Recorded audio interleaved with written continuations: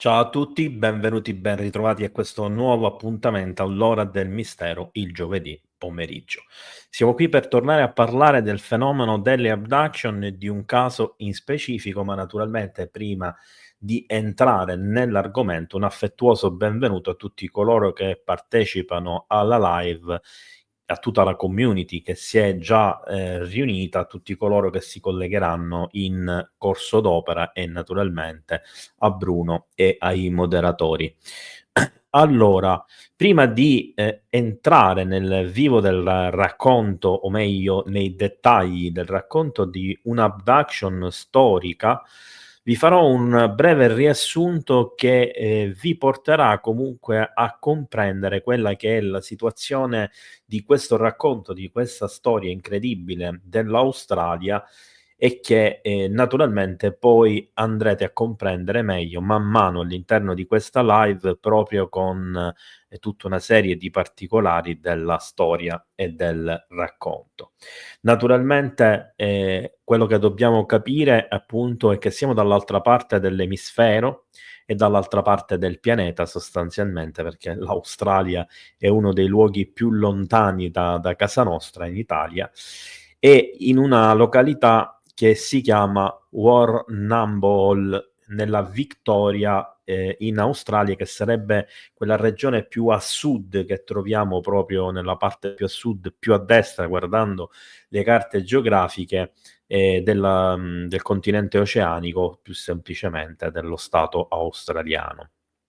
Stiamo parlando dell'abduction o dell'incontro, come per molti viene definito, di Kelly Cahill. Kelly Cahill è praticamente uno dei casi più noti tra quelli delle abduction australiane e si sarebbe svolto, secondo qualcuno addirittura sarebbe stata una vera e propria avventura, ma non condivido questa opinione, nel 1993. All'epoca lei era una 22enne.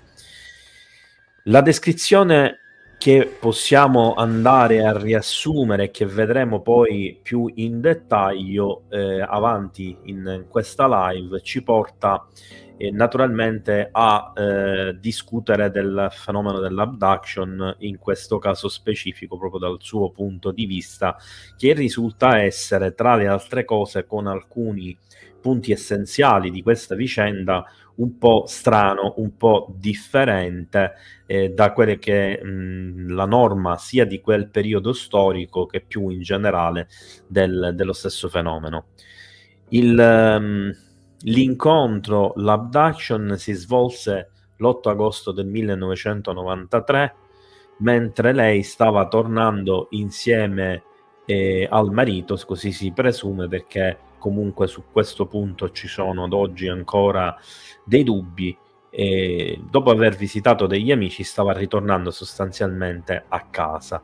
Stava guidando per questo tragitto isolato vicino a una zona chiamata Glen Rowan quando nota una luce intensa nel cielo, e questo attira la sua attenzione e attira anche l'attenzione naturalmente del marito. L'incontro con questo oggetto strano, stravagante, incuriosisce molto i passanti di quel momento, poiché ci sarebbero anche altri testimoni, come vedremo. Kelly si avvicina quindi per osservare meglio. La luce si rivela essere un oggetto, naturalmente con la macchina, non a piedi, un oggetto volante non identificato, tra l'altro ben descritto da Kelly come ovale, allungato, luminoso, probabilmente per una visione laterale. Poi è probabile che si tratti invece di una sorta di disco volante che visto lateralmente appare quasi come un oggetto tic-tac. L'oggetto si avvicina rapidamente alla sua posizione e quindi si posiziona sopra l'auto illuminandola al giorno. E qui comincia l'esperienza di Kelly, che riferisce di essere stata avvolta in una sorta di luce e improvvisamente avrebbe perso conoscenza. Quando riemerge da questo stato confusionale, da questo stato di sonno profondo, si trova all'interno dell'oggetto, dove viene a contatto con delle figure che considera degli umanoidi, che poi definirà naturalmente dei veri e propri extraterrestri, con delle caratteristiche abbastanza insolite, ma per certi versi simili a quelle di un grigio alto. Queste creature vengono descritte da lei con caratteristiche inquietanti, poi vedremo alcuni dettagli in corso d'opera. Erano molto alte, con una pelle scura che in alcuni momenti sembra proprio essere nera, occhi grandi neri che in alcuni momenti diventeranno rossi, e un aspetto che Kelly descrive come appunto non umano. L'interazione con questi extraterrestri è un po' insolita rispetto alla norma del fenomeno delle abduction. Lei si sentì in modo strano spaventata, quasi terrorizzata, anzi poi nell'arco del tempo dirà proprio di essere rimasta scioccata da questa cosa, di averci pensato a lungo, di non aver le idee chiare sul cosa realmente abbia vissuto da questo punto di vista, perché il terrore che provò non lo aveva mai sentito prima. E naturalmente disse che comunicò con alcuni di questi esseri telepaticamente e che gli vennero mostrate immagini del nostro futuro attraverso delle visioni proiettate direttamente nella sua mente. Naturalmente rimase quindi impaurita, confusa, eccetera. Dopodiché sarebbe semplicemente ritornata a casa dopo un periodo che sembrava essere passato praticamente in un solo attimo, quindi ebbe una strana dilatazione temporale e si risveglia in strada vicino alla sua auto, ma il suo orologio mostra chiaramente che sono passate diverse ore, quindi possiamo dire che si trova davanti ad un missing time. Si rende quindi conto che c'erano strisce di bruciore sulla sua pelle e che la sua auto presentava danni inspiegabili. Su questi danni diciamo che non è facile trovare qualcosa. Viene fatta una denuncia alle forze dell'ordine, questo è indice comunque di veridicità di questo episodio di interazione aliena. E quando Kelly torna a casa è fortemente, profondamente turbata, decide di raccontare la sua esperienza ad un amico e poi successivamente a un gruppo di investigatori di fenomeni paranormali. Approfondiremo questo aspetto anche in corso d'opera durante questa live. La sua testimonianza suscita sostanzialmente un notevole interesse sia a livello ufologico sia a livello mediatico e viene esaminata da diversi esperti. Naturalmente questo viene esaminata, si intende che subisce in qualche modo diverse visite mediche, psicologiche, poi farà anche almeno una seduta di ipnosi regressiva e via discorrendo. Ci sono state sicuramente, nonostante il grande trambusto, il grande interesse intorno a questo caso, tantissimo scetticismo, ma anche tantissime critiche e anche tantissime persone che le hanno creduto ciecamente. Ovviamente lei, che era considerata una bella donna, affascinante, che poi, diciamo, apparendo in televisione divenne in qualche modo anche interesse di molti uomini che erano forse più incuriositi e interessati da lei che non dalla sua storia, ma principalmente si circondò da una parte di scetticismo anche fastidioso nei suoi confronti e dall'altro di persone che invece le credevano ciecamente e la portarono addirittura non solo ad interviste televisive, ma a essere protagonista di intere conferenze, dandole la possibilità di parlare al pubblico, e naturalmente venne scritto, come ormai è consuetudine da decenni, un libro approfondito sul caso in specifico. Andiamo quindi a quelle che sono naturalmente le questioni più dettagliate del caso, e naturalmente vi faccio vedere anche, metto così abbiamo la possibilità di avete anzi la possibilità di vedere me, ma di vedere anche le diapositive e tutto il resto.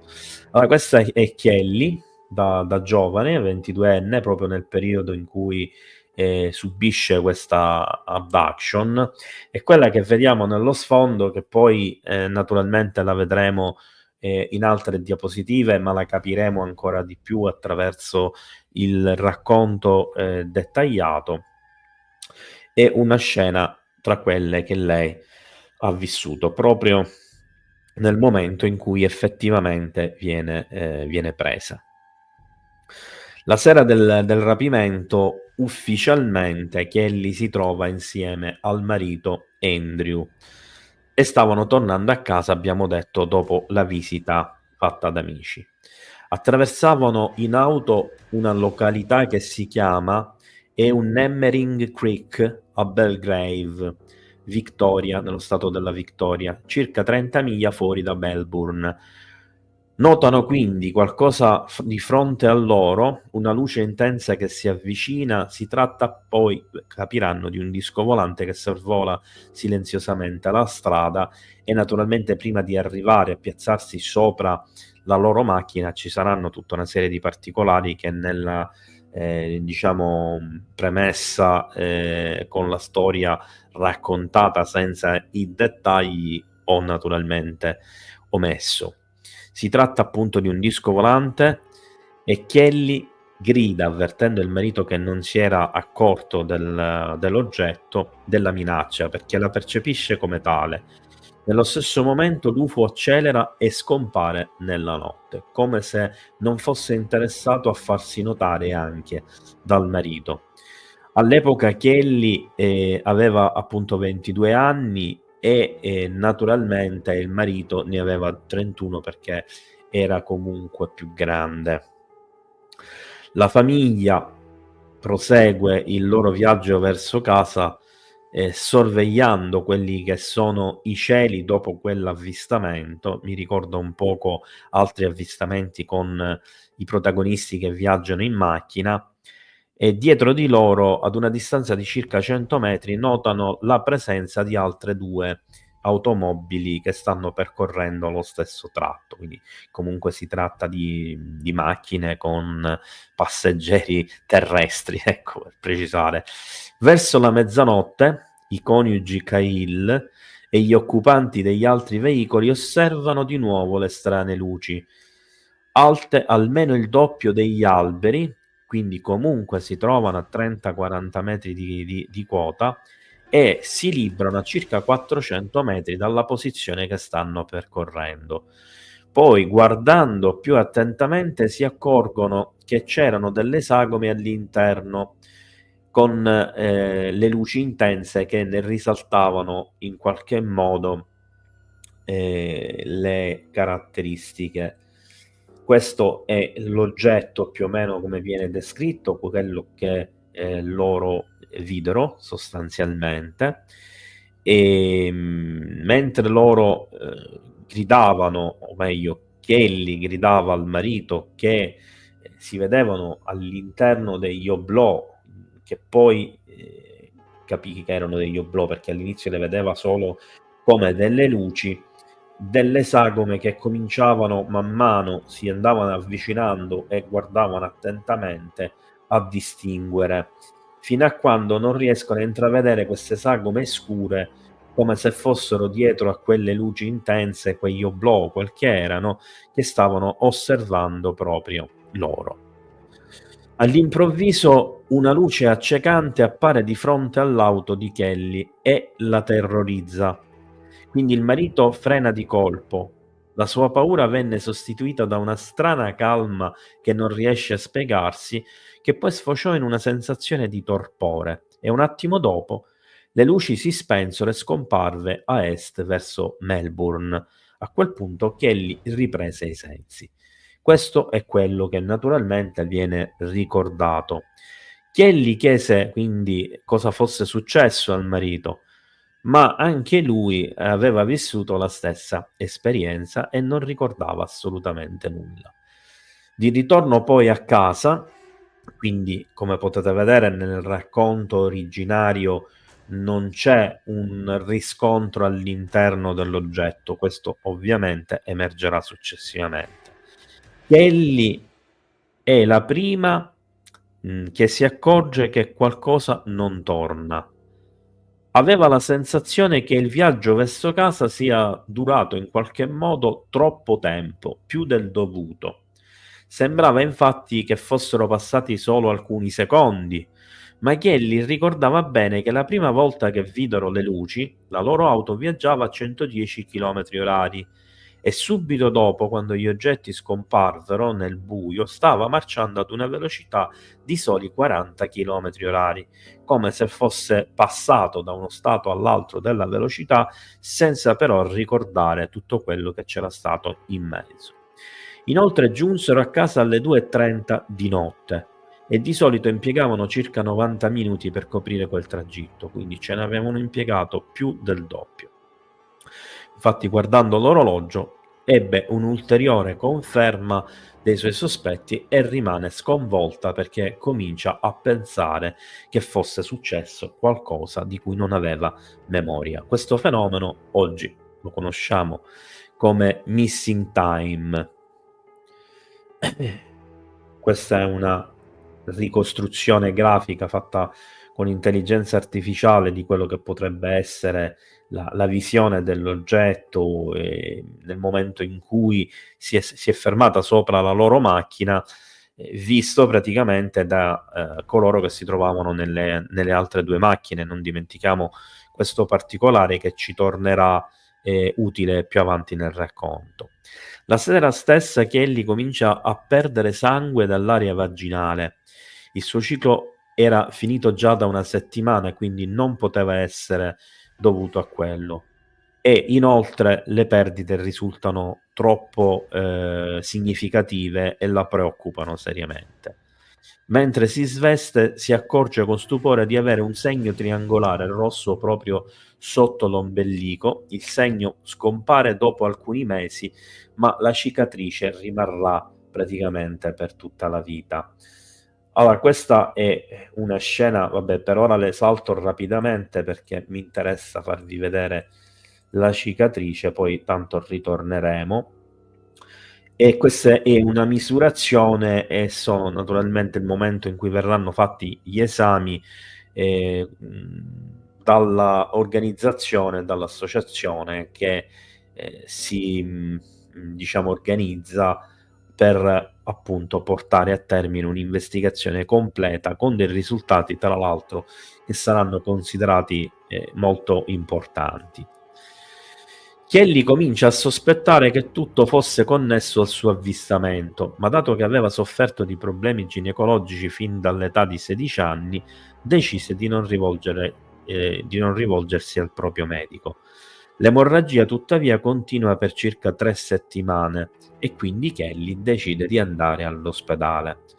Visti i sintomi, i dottori pensarono che fosse naturalmente incinta, ma i test risultarono negativi. Grazie a ulteriori analisi, alla fine concluse che era in corso un'infezione uterina. Anche il marito Andrew era turbato e benché continuassero a insistere che non era accaduto nulla, alla battuta scherzosa di un amico sugli UFO rispose col volto oscuro: non parleresti così se avessi visto quello che abbiamo visto Kelly ed io. Poco tempo dopo, ripercorrendo casualmente la stessa strada che era stata teatro di quell'importante avvistamento e naturalmente di quell'importante evento, Kelly ebbe dei flashback. La sua mente si bloccò e poco dopo iniziò a ricordare tutto spontaneamente, ricostruendo l'accaduto. Questa è una cosa che può accadere, anzi accade molto spesso a chi ha vissuto un trauma e si trova a ripercorrere i luoghi e le situazioni nella vita reale. Non parliamo naturalmente dell'ipnosi regressiva, è un po' come quella ricostruzione del tragitto che abbiamo fatto, stiamo rifacendo per ricordarci qualcosa che magari avevamo pensato di dire a qualcun altro, ma che nel frattempo abbiamo dimenticato. Quindi ritorniamo sui nostri passi, ripercorriamo gli stessi luoghi, rifacciamo le stesse cose perché questo ci porta a ricordare. È una tecnica proprio che viene utilizzata appunto per questo motivo. In fin dei conti, Era una serata come le altre. Kelly e suo marito Andrew stavano tornando a casa dopo una piacevole visita dagli amici, abbiamo detto. E quindi, mentre cominciano a riemergere i particolari, si ricorda che si trovavano all'incirca 30 miglia da Melbourne. E chiaramente la situazione diventa un pochettino più complessa da vivere, perché una volta che riemergono i ricordi, chiaramente lo shock comincia a farsi sentire di più, le varie situazioni, i vari eventi cominciano a essere legati tra di loro, si cominciano quindi a raccogliere le idee e naturalmente a fare delle supposizioni. Ma andiamo alla descrizione dell'oggetto. Quindi ritorniamo temporaneamente alla questione, anzi la lascio su questa ricostruzione. L'oggetto aveva un diametro di circa 50 metri, quindi era enorme. Emanava luce blu ventralmente e di fronte e aveva degli oblò luminosissimi arancioni. A quel punto Chielli nota due persone che attraversano la strada, non parliamo di alieni, parliamo di persone, provenienti da una macchina posteggiata, e dopo pochi secondi si accorge immediatamente della fuoriuscita di un essere scuro, nero, come lei sostenne, dall'UFO.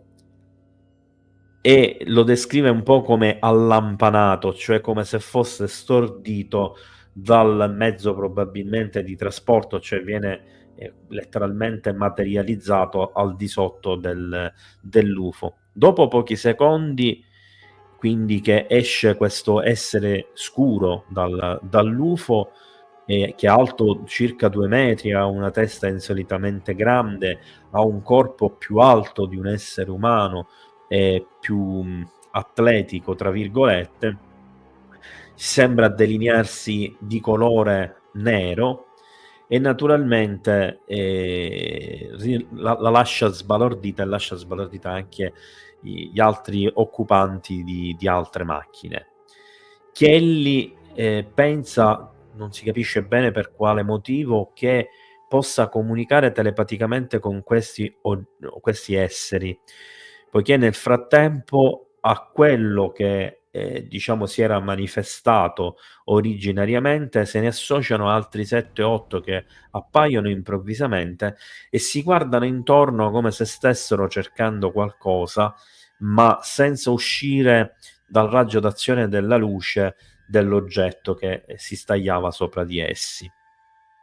Nel momento in cui Kelly però si rende conto di quello che sta realmente accadendo, che si trova davanti a degli esseri extraterrestri, al suo stupore e al suo desiderio di comunicare mentalmente con essi si sovrappone una crescente paura che diventa terrore. Nel momento in cui manifesta questa paura, questo terrore, comincia ad urlare e questi esseri, queste entità, questi esseri extraterrestri all'improvviso rivolgono la propria attenzione tutti in direzione di lei e gli corrono di corsa incontro. Una scena naturalmente che la terrorizza ancora di più, soprattutto nel momento in cui si rende conto che, attirata l'attenzione degli extraterrestri, come se prima non la vedessero, gli occhi di questi diventano improvvisamente rossi mentre gli corrono addosso. Sembra di vivere un incubo, quasi una manifestazione demoniaca, potremmo dire. Le entità, questa è un'affermazione proprio di Kelly, scivolarono rapidamente sulla strada e si divisero in due gruppi. Il primo si diresse verso gli altri testimoni, quindi verso le altre macchine, il secondo si mosse in direzione di Kelly e suo marito Andrew. All'improvviso avverte un colpo allo stomaco e cadde supina sull'erba. La stessa identica sensazione che avviene spesso agli addotti anche di altri casi famosi, un po' sparsi in tutto il mondo, alcuni dei quali abbiamo già discusso in questo canale, per esempio dal Brasile, dall'Argentina, dagli Stati Uniti.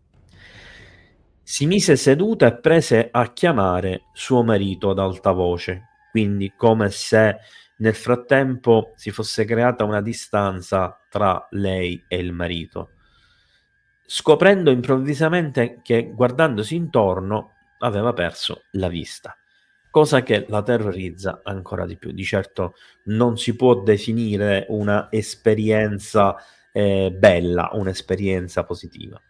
Comincia improvvisamente a vomitare violentemente e avverte dei fastidi, dei fischi alle orecchie terribili. Le entità informano Kelly apparentemente verbalmente, quindi in questo caso proprio gli comunicano a voce, che non gli volevano fare del male. Beh, qualche dubbio ce l'ho, visto il come l'hanno trattata e il come si sentiva, le conseguenze che ha avuto. Direi che se forse non gli volevano fare del male dopo, sicuramente gliene avevano già fatto. Ed Andrew, praticamente come se volesse reagire in qualche modo, gli dice: allora perché l'avete colpita? Quindi in tutto questo contesto viene stordita solo lei, ma non lui. Probabilmente potremmo dire per il fatto che lei fosse terrorizzata, che avesse urlato e che avesse manifestato uno stato forse confusionale, potremmo dire qualcosa del genere.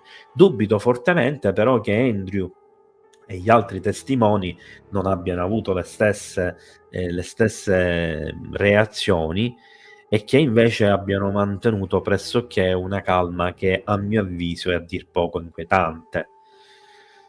Dopo qualche istante Kelly sviene, perde i sensi, ancora cieca, la paura quindi cede definitivamente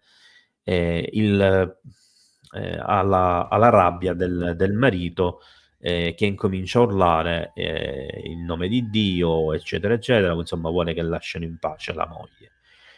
L'ultima cosa che si rammenta è quella di essere seduta nuovamente in macchina, questo Kelly ovviamente. Decide di andare in fondo alla questione e il mese di ottobre Kelly riesce a contattare John O'Kettle, che se non ricordo male dovrei avere qui questo è il marito.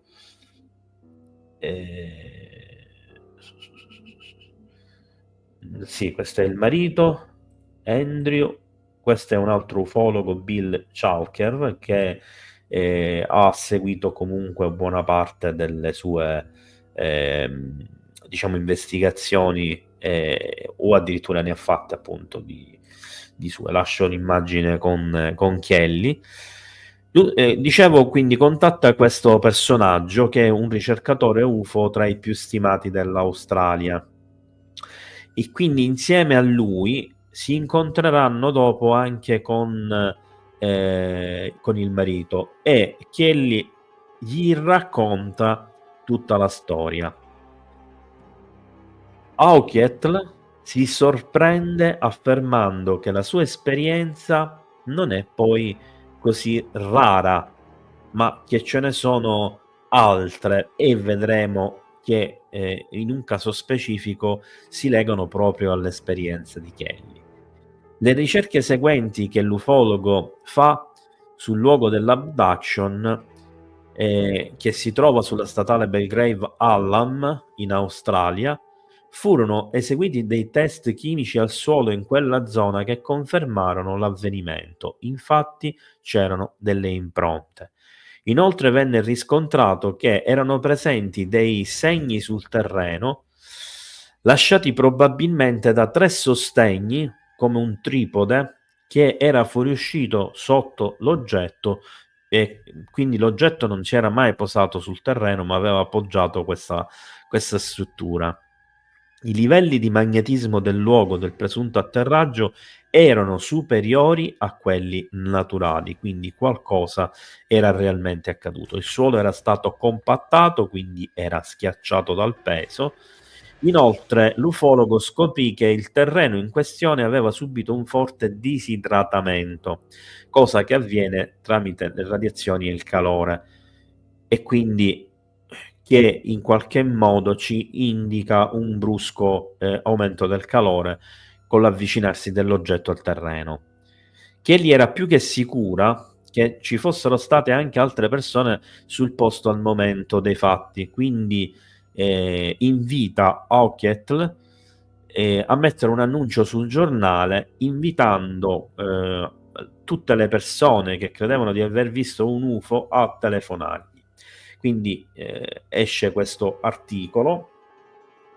Contro ogni possibilità, quel telefono dell'associazione ufologica viene letteralmente inondato di telefonate. Ma c'è una telefonata naturalmente che è particolarmente interessante e risulta essere possibilmente connessa all'esperienza di Kelly.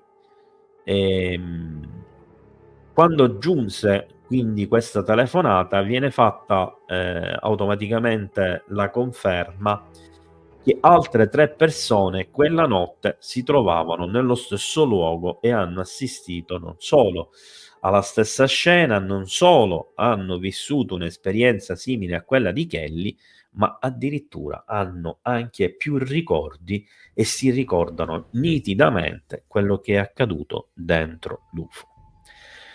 I coniugi Jane e Bill, che omettono naturalmente il cognome per una questione di privacy, e la loro amica Glenda, che affermarono di aver viaggiato sulla statale Belgrave all'AM proprio l'8 agosto del 93 e di aver visto un oggetto simile a quello segnalato da Kelly, fermarono la macchina e videro numerose entità nel campo ed un'altra macchina dietro di loro. Bill, come Andrew, aveva pochissimi ricordi dell'avvenimento e non voleva rivelare la propria identità ai giornali, per timore di perdere il posto di lavoro.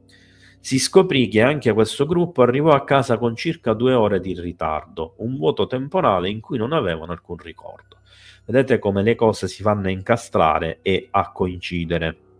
Tra l'altro, questo caso all'estero è conosciuto in modo parziale e spesso si leggono articoli anche nei network, nei giornali importanti. In questi giorni ho dato l'occhiata, per esempio, a 2 o 3 testate giornalistiche statunitensi, tra le più grosse, tra cui l'ABC, e praticamente ne parlano come un caso senza testimoni, come un caso senza conferme, senza prove, eccetera, quindi lo sminuiscono molto, ma in realtà evidentemente chi ha scritto questi articoli o ha deliberatamente ignorato determinate cose, oppure non è proprio a conoscenza dei fatti e si è basato solo e esclusivamente su quelle che sono le conoscenze, diciamo, che possono essere ritrovate più facilmente sul caso nei trafiletti, eccetera, oppure nei video che tra l'altro parlano magari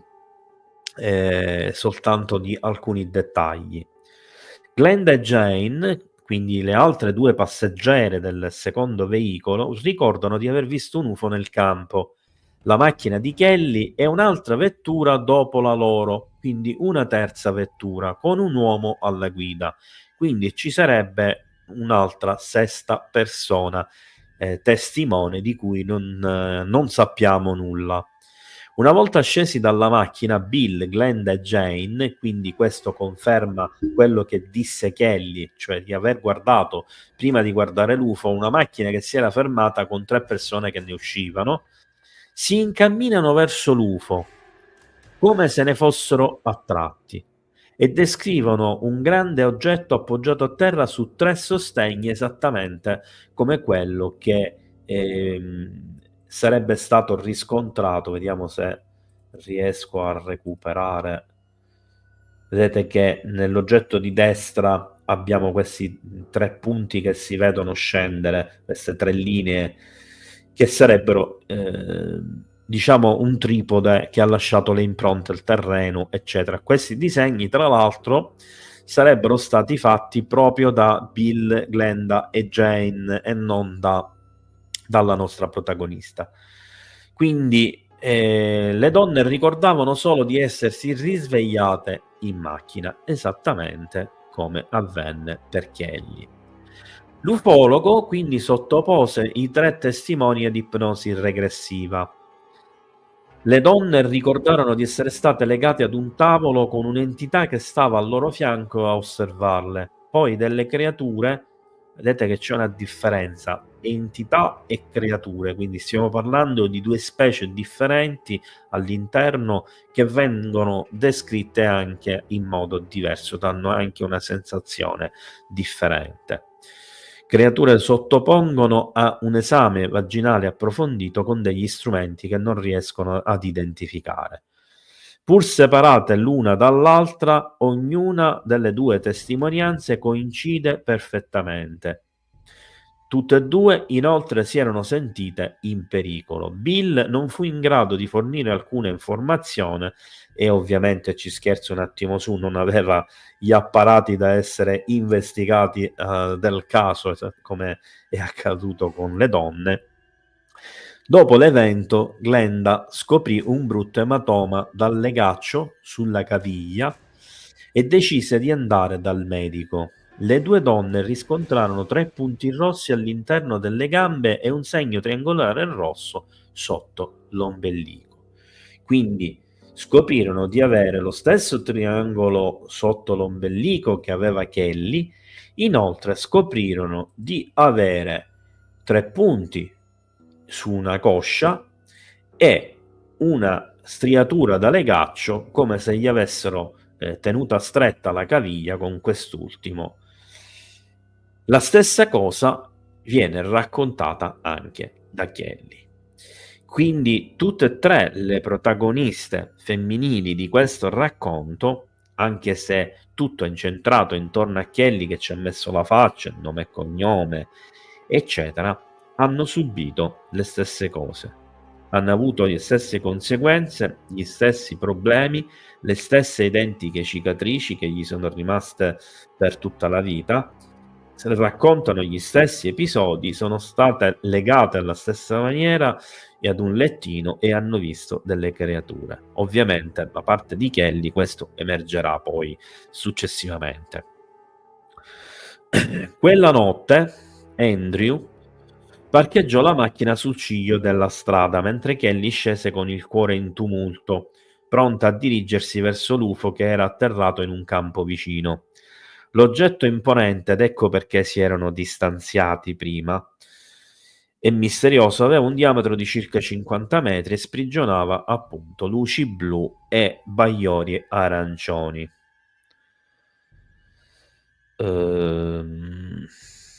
Allora, qui salto una parte del racconto perché diventa un poco ridondante. Andiamo più avanti, abbiate un attimo di pazienza perché mi sono scritto un testo veramente lunghissimo e dettagliato, un resoconto, ho cercato di prendere tutti i particolari possibili.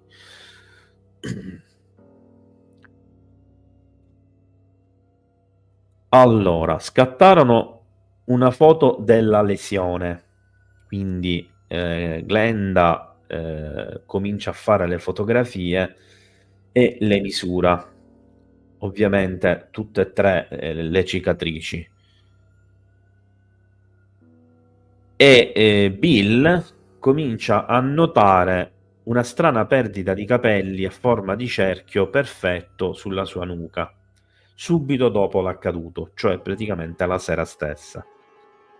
I Cahill decisero di mettere tutto per iscritto, ma scelsero di omettere alcuni dettagli intriganti.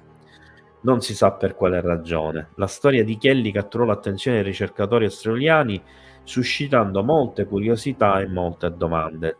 Tra i ricordi di Jane tornava spesso alla mente un'immagine affascinante, un drago rosso fluorescente che si era avvicinato nell'oscurità. Hochhetl mantenne questo particolare avvincente sotto chiave fino all'ottobre del 1996 e non fece incontrare i vari testimoni fino al giugno del 1994, cioè un anno dopo. Poi il 1° ottobre del 1996, durante un'intervista con il periodico australiano V. Hochhetl e Kelly, accennarono a una terza auto e all'uomo al volante. Passò del tempo, ma il giornalista ricevette una lettera dalla moglie del presunto conducente di quell'auto, contenente dettagli sul caso che andavano ben oltre una semplice coincidenza. La signora, che rimase anonima, scrisse: So che non ci sono prove della presenza di mio marito sul luogo, ma ho un particolare da condividere. Sulla parte posteriore della sua 4x4 è montata una ruota di scorta protetta da una copertura di tela sulla quale ha dipinto a mano un disegno riflettente rosso a forma di drago. È l'unica, non si trova in commercio. Potreste chiedere ai testimoni se l'hanno notata? È evidente che il drago avvistato da Kelly Cahill fosse lo stesso di cui si parla in questo racconto. Un particolare che allora rimaneva nell'ombra: l'automobilista che fu testimone della scena non si fece mai avanti. Impiegato presso il Victorian Government Law Department, scelse di restare anonimo. Chissà per quale motivo. Una persona naturalmente che lavora per il governo è molto improbabile che decida di esprimersi pubblicamente in tal senso. Rischierebbe effettivamente il posto di lavoro. Sebbene la maggior parte delle discussioni si concentri sui casi di IR4 in cui le persone vengono prelevate nelle loro stanze da letto, è importante notare che le esperienze notturne avvengono anche per strada o mentre si è a bordo di un'auto. È interessante ricordare che anche i casi di Barney e Betty Hill, di Travis Walton e dell'italiano Fortunato Zanfretta si sono svolti in circostanze abbastanza simili. Nel caso di Cahill, tutti i testimoni vissero un'esperienza traumatica con una parziale amnesia degli eventi. Il libro in cui Kelly narra la sua avventura, Encounter, ha ricevuto un'accoglienza calorosa nel suo paese. Da quel momento Kelly ha intrapreso un percorso di ricerca del misterioso mondo degli UFO. Adesso vi faccio una carrellata di alcune immagini. Questo è il libro, Encounter. Questa è Kelly, che ovviamente vi dicevo che ha attirato molte attenzioni anche per la sua bellezza, per la sua simpatia, eccetera. E naturalmente vorrei sottolineare alcune cose che riguardano in qualche modo la presenza di questi 3 punti. Se voi guardate bene la gamba di Kelly, in questo caso, ma abbiamo capito che tutte e 3 le donne avevano le stesse cicatrici, possiamo osservare che sopra il righello, il metro, ci sono altre 3 cicatrici profonde, distinte, uguali, che ricordano molto la famosa bruciatura di sigaretta tipica delle abduction. E se scorriamo verso la nostra destra, quindi verso il ginocchio, notiamo un'altra cicatrice ancora più grande, isolata.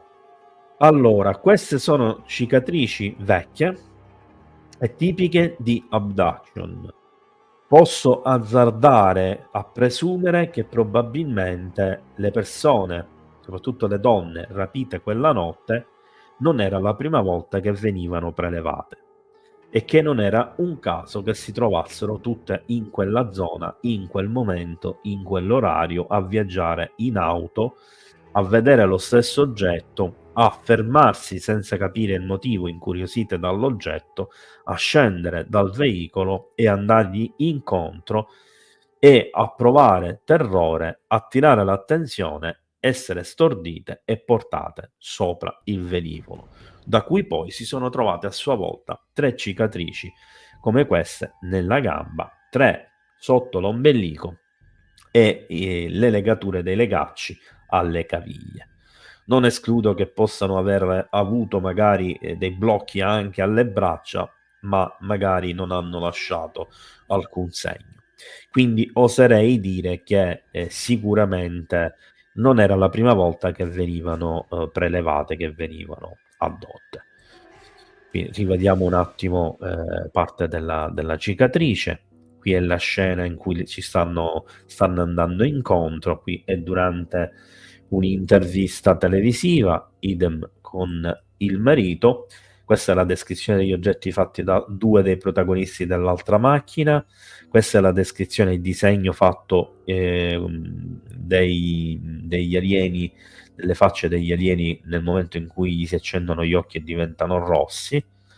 Questa è una descrizione fatta da Kelly degli alieni, che più che un grigio ricordano forse la mantide. Questa è la scena ritratta in un'opera artistica che vi avevo detto prima. Questa che vedete coperta parzialmente a sinistra è il momento in cui si mettono in movimento dopo che lei ha attirato l'attenzione con le urla e diciamo la paura, il terrore. E questo che vedete in piccolo, faccio vedere un po' più grande, ma più di così non posso, a sinistra è la dinamica ricostruttiva che è stata fatta da un noto sito ufologico italiano, dove troviamo le varie parti fino alle analisi effettuate all'interno dell'oggetto volante non identificato, quindi tutte le varie fasi. E questo è quanto. Allora, non so se nel frattempo c'erano delle domande, perché nel frattempo era arrivato Bruno e ok, sì, ci sono delle domande. Perfetto. Intanto do lo stop alle domande e rispondo a queste. Allora, domanda di Domenico. In che misura le contraddizioni e le variazioni nelle testimonianze dei testimoni hanno influito sulla credibilità del caso e come sono state valutate? Più difficile di come l'hai scritta questa domanda non la potevi scrivere, Domenico. Comunque, allora, ogni abduction ha un suo contesto e in questo contesto le abduction vanno valutate. I testimoni vengono verificati, vengono sottoposti a degli interrogatori, tra virgolette, non pensate ad un interrogatorio governativo con un'estorsione di informazioni, eccetera. Si tratta di una conversazione, di un dialogo in cui si mette alla prova la sincerità della persona, dopo avergli fatto fare dei test valutativi come il test di autovalutazione, il TAV, dove ci sono delle domande che hanno degli scopi precisi e che ti portano a dare delle risposte precise e a dare quindi la possibilità di effettuare una valutazione possibilistica se tu sei una persona che realmente ha vissuto un'esperienza o delle esperienze di questa tipologia, oppure più verosimilmente magari di carattere paranormale o di altro genere. Indagare e far uscire magari quelle informazioni che possono dare maggiori dettagli, maggiore chiarezza e possono indirizzare di più appunto in una direzione, e a quel punto si va al colloquio e magari hai già fatto fare, oltre ai test di valutazione, anche un racconto scritto e quindi puoi confrontare le risposte del racconto scritto, le risposte del TAV, le controrisposte, perché ci sono anche delle domande che in qualche modo vanno ad incrociarsi girando intorno alla stessa cosa, proprio per capire se c'è una coerenza. E infine, tramite il dialogo, le domande, il contatto con la persona e magari altre verifiche del caso, se necessario verifiche anche mediche, sanitarie, eccetera, si procede naturalmente con l'investigazione e si decide cosa fare, se c'è da andare sul campo, se c'è da fare ipnosi regressive e via discorrendo. E ovviamente la valutazione delle testimonianze va fatta in contesti precisi, cioè significa che chi sta facendo la valutazione deve avere una profonda conoscenza delle questioni sia ufologiche che psicologiche, e quindi poter anche intervenire eventualmente, eccetera.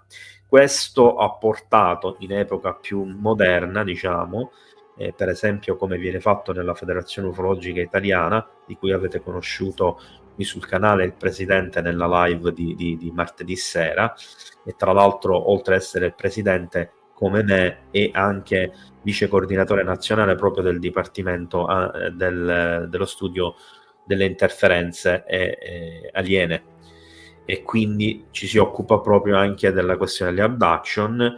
Si usufruisce di ipnologi che sono anche psicologi, medici, eccetera, che hanno ovviamente la giusta apertura mentale e non sono quindi predisposti a banalizzare o a etichettare o a sparare anche delle stupidaggini a volte, ma affrontando con la giusta apertura mentale queste questioni sono di supporto, addirittura o hanno un ruolo importante proprio nell'identificare chi mente, chi dice la verità, chi ne dice parzialmente, chi sta ricordando dei fatti o sta inventando una storia, eccetera, eccetera. Ora non mi voglio dilungare e soffermare troppo su questa cosa, ne ho parlato tantissime volte in diverse live e diversi video sulle abduction. Abbiamo avuto qui ospite anche Vincenzo D'Amato, che è uno degli ipnologi che si occupa di queste cose più importanti d'Italia, e nelle prossime settimane ospiterò anche Gennaro Pepe, che è uno degli ipnologi, pure lui tra i più importanti, che hanno affrontato l'argomento e che continuano a fare ricerca e a studiare queste cose, e che fanno parte entrambi pure della Federazione Ufologica Italiana. Allora, domanda di Franco: cosa si sa degli altri 4 testimoni? Che fine hanno fatto? Beh, uno sappiamo solo che lavora per il governo australiano, o lavorava per il governo australiano, e non è mai apparso, non ha mai rilasciato interviste, non ha partecipato a network, indagini, nulla di nulla, quindi la sua identità rimane assolutamente sconosciuta.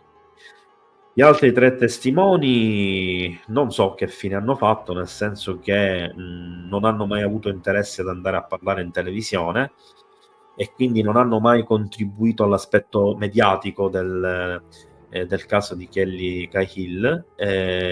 Si sono tenuti in disparte, hanno solo partecipato e contribuito a quella che è la stesura fondamentalmente del libro, della storia, anche se non c'è mai stata una versione ufficializzata come potrebbe essere un report o qualcosa del genere, e la loro identità in quanto cognome è protetta dall'organizzazione ufologica australiana, che ha praticamente indagato sul campo e contribuito appunto alla divulgazione del caso e alla stesura del libro e alla sua pubblicazione. Allora, domanda di Bruno: la luce che hanno visto sembrava artificiale, ma è stato considerato che potrebbe essere stato un effetto collaterale del modo in cui queste entità si muovono nello spazio-tempo? Allora, io credo che questa possa essere un'ipotesi valutata, in quanto ci sono talmente tanti studiosi in tutto il mondo che si occupano di queste cose, al contrario di quello che si possa pensare, che siamo 10 imbecilli matricolati che hanno tempo da perdere, che credono in stupidaggini, che mitomani, eccetera, eccetera. Ce ne sono tantissime, tra questi ci sono anche psichiatri, ci sono medici, scienziati, solo che diciamo si mantengono un po' più defilati per evitare problemi di lavoro, eccetera. E sicuramente tra questi qualcuno avrà valutato anche queste ipotesi. Io sinceramente non mi sono mai cimentato in questa possibilità, perché i casi che ho investigato io nella mia vita non hanno mai avuto analogie con questi.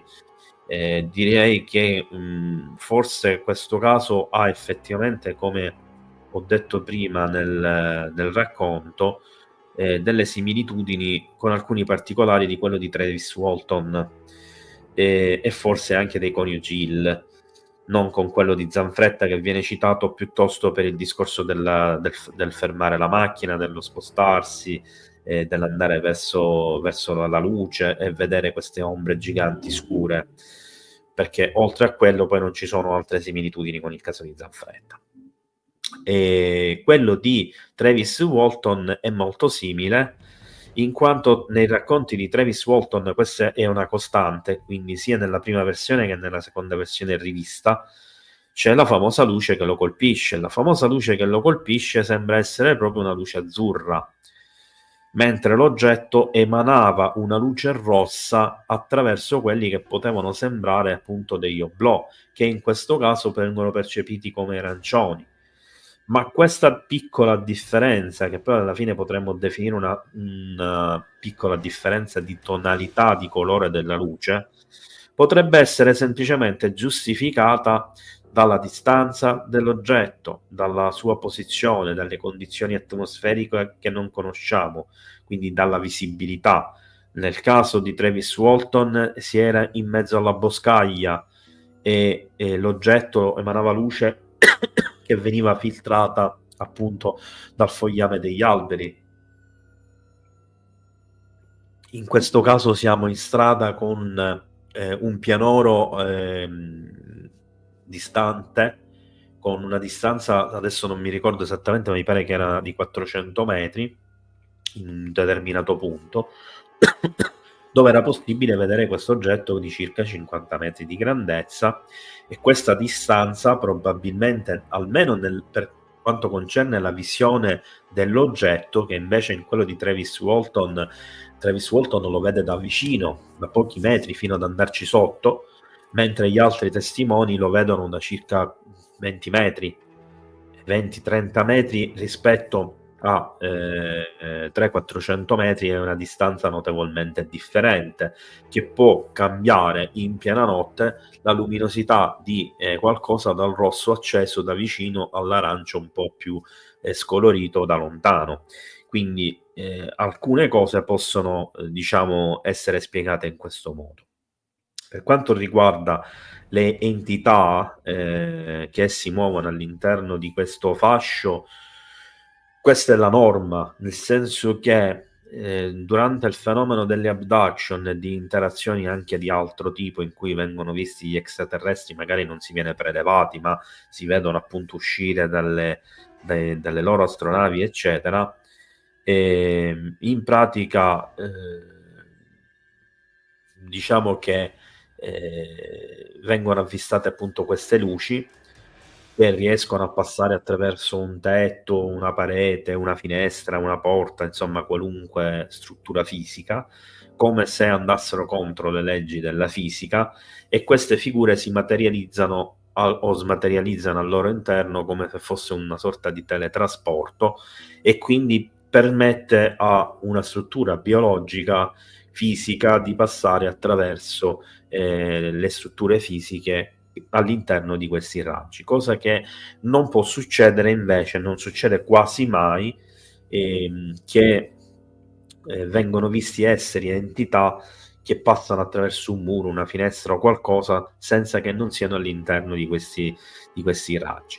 Ma la colorazione di questi raggi invece varia da caso in caso, dal rosa al giallo, arancio, rosso, verde, blu, sostanzialmente fino al viola.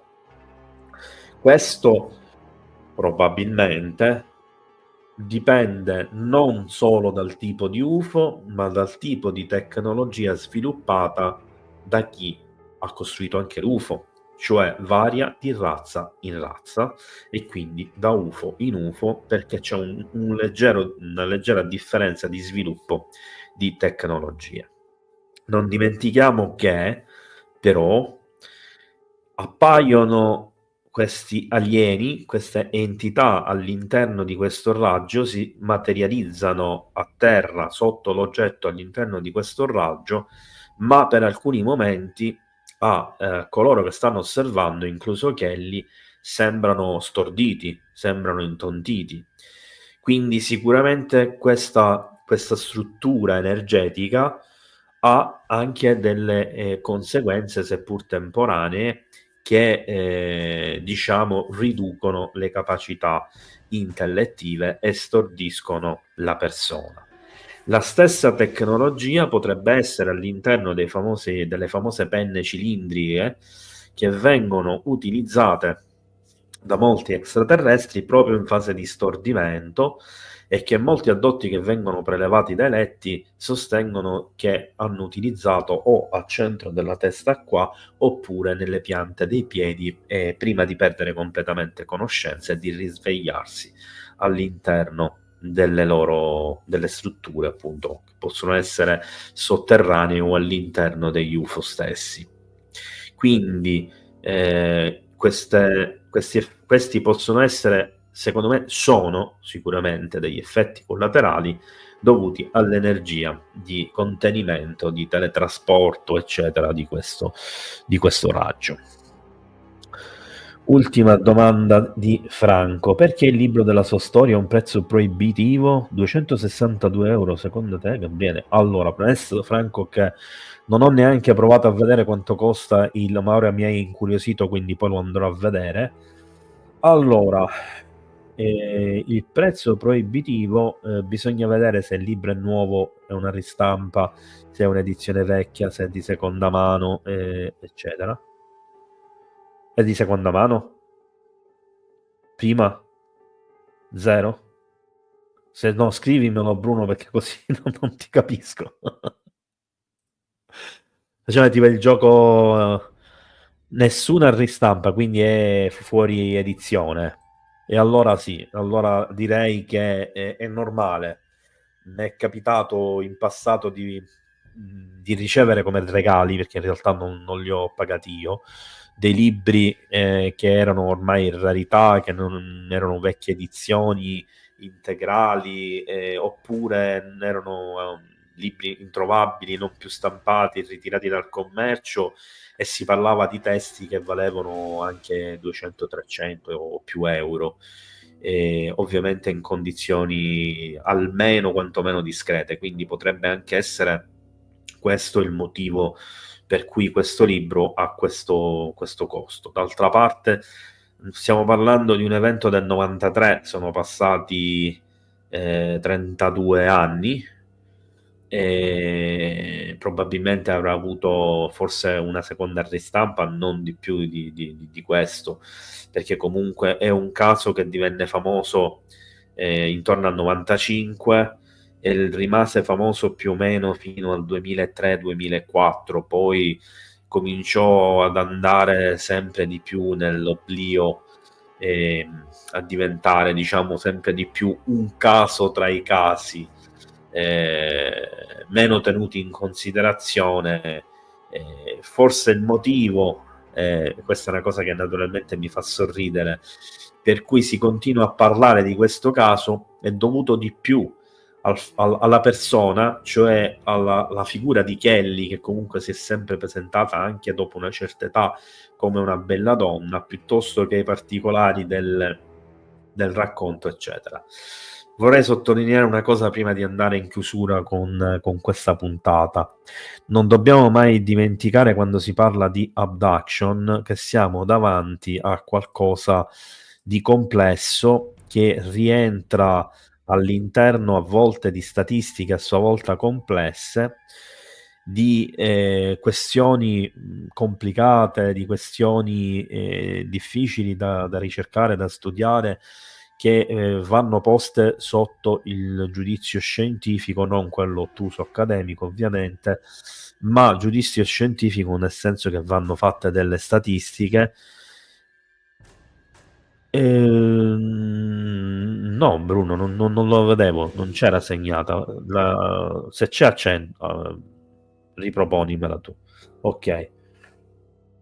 Domanda di Franco: con i dettagli aggiuntivi di ferite e traumi, ho molte riserve per questa storia. Poi convincimi del contrario, Gabriele. No, allora, Franco, premessa che io non devo convincere assolutamente nessuno, anche perché non ho avuto il piacere di conoscere Kelly.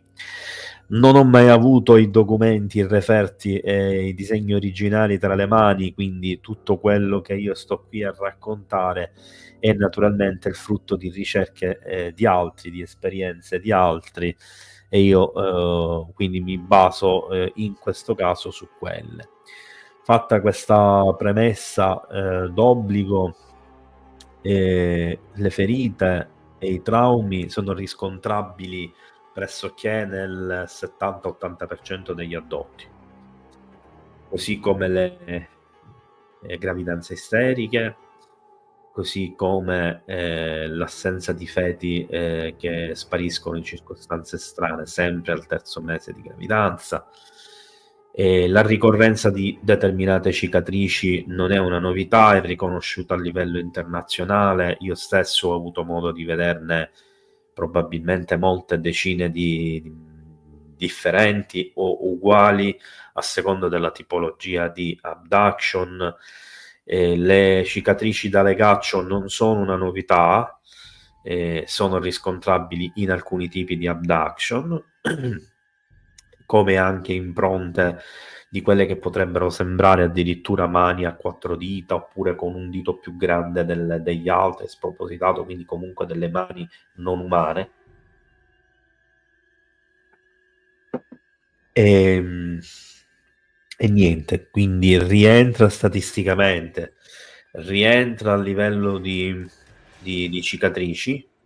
Secondo me non lo hanno ricordato, io avrei approfondito ulteriormente, ma erano stati già oggetto di abduction precedenti, e questo è dimostrabile con le precedenti diciamo cicatrici, e probabilmente con degli esami medici, come potrebbero essere delle semplici RX, sarebbe possibile vedere anche eventuali carotaggi ossei fatti in prossimità appunto del femore, e altre anomalie riconducibili appunto a questa tipologia di cicatrici. Non credo di averti convinto, ma come ti ho detto, non era tra le mie intenzioni farlo, come non è tra le mie intenzioni convincere mai nessuno. Prima di andare in chiusura, vorrei ricordarvi che domani sera, in teoria, dovrebbe esserci la live sullo Zep Tepi, con uno dei ricercatori che stanno affiancando in questa impresa delle piramidi di Giza, Corrado Malanga, ma non sto ricevendo più risposte e conferme, quindi rimango in attesa. Ovviamente, come mia abitudine, qualora dovessi essere lasciato in asso, cosa che non gradisco, ma sicuramente potrei comprendere in un momento di caos come quello di questo momento, io farò comunque una live, troverò un argomento, quindi non vi preoccupate, questo sicuramente non è un problema e andrà lo stesso in onda. Ma speriamo comunque che May si faccia sentire e mi confermi la live di domani. Vi comunico anche che 2 giorni fa ho scritto a Corrado Malanga, non ho ancora ricevuto nessuna risposta, invitandolo a venire con il suo staff a parlare qui in trasmissione. Era naturalmente importante dirvi anche questo. Naturalmente vi preannuncio, non so se ce la farò domani a farlo uscire prima della live, che farò un altro video su sta benedetta spirale azzurra, perché quello che ho potuto sentire, neanche ve lo immaginate, quello che sto vedendo, neanche lo vorrei dire, guardate, ma sto sentendo e sto vedendo delle cose che vanno oltre il ridicolo, cioè follia. Allora, siccome ci sono state tante persone che mi hanno espresso i loro dubbi ancora sulla questione del Falcon 9, farò un altro video, ovviamente di 20-30 minuti, adesso non so quello che verrà fuori perché ci devo ancora lavorare, ho cominciato a preparare il materiale, dove darò ulteriori prove e spiegazioni di quello che ho già detto e che do per certo essere il Falcon 9. Con questo vi saluto, vi abbraccio tutti, grazie di essere stati qui con me, ci vediamo domani per la live. Spero non abbia dato fastidio, ma vi sia piaciuta anche la musica di sottofondo. E niente, buona serata, buona cena, ciao a tutti, alla prossima.